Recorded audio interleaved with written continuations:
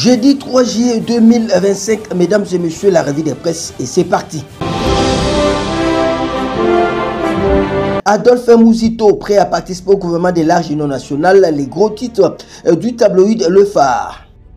Encore notre confrère, après Martin Fayoulou, le président de la République a conféré hier mercredi 2 juillet avec un autre leader de l'opposition politique. Il s'agit de l'ancien Premier ministre sous Joseph Kabila et président national du parti d'opposition dénommé Nouvel Élan. Plus explicite, Adolphe Mouzito a clairement exprimé sa disponibilité de travailler avec Félix Antoine Tshisekedi Tshilombo pour l'intérêt supérieur de la nation, particulièrement pour former un front commun des patriotes congolais face aux dangers qui guettent les pays.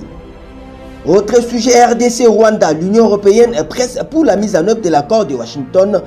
Titre le contenu information générale Info 27 ans. Notre confrère écrit, Johan Bokstam, envoyé spécial de Bruxelles dans la région, n'a pas caché les attentes de l'Union européenne quant à la suite du processus enclenché à Washington. C'est un pas important dans la bonne direction, mais ce qui compte maintenant, c'est la mise en œuvre avec l'implication et la participation des populations concernées, a-t-il insisté, appelant à créer la paix dans la réalité du terrain.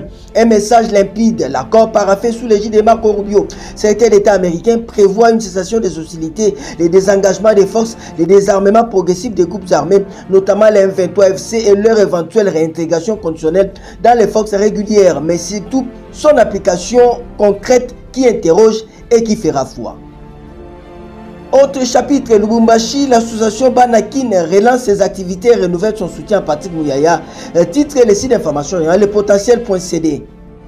Après une période de mise en veille, l'association sans but lucratif Banakin signe son grand retour sur la scène associative à Lubumbashi. C'est lundi 30 juin, dans une ambiance à la fois solennelle et enthousiaste, les membres de l'organisation ont officialisé la reprise de leurs activités en réaffirmant leur soutien indéfectible à leur président d'honneur, Patrick Mouyaya Katemboué, ministre de la Communication et des Médias. Nous tenons à remercier notre président initiateur, Madame Nico Ofutu, ainsi que son excellence Patrick Mouyaya, président d'honneur de notre association, à qui nous exprimons notre soutien total, a déclaré Dimex Salumingo Chinyama, secrétaire de l'ASBL, salué par les applaudissements nourris de l'Assemblée. Cette réunion avait pour principal objectif de raviver l'élan associatif autour des missions fondatrices de Banakin, tout en soulignant l'attachement des membres à l'action continue du ministre Mouyaya, reconnu pour son engagement constant en faveur de la jeunesse congolaise et des initiatives communautaires.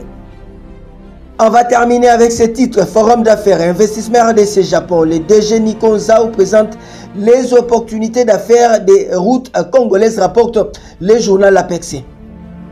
Si vous voulez devenir riche, si vous voulez développer, il faut construire la route.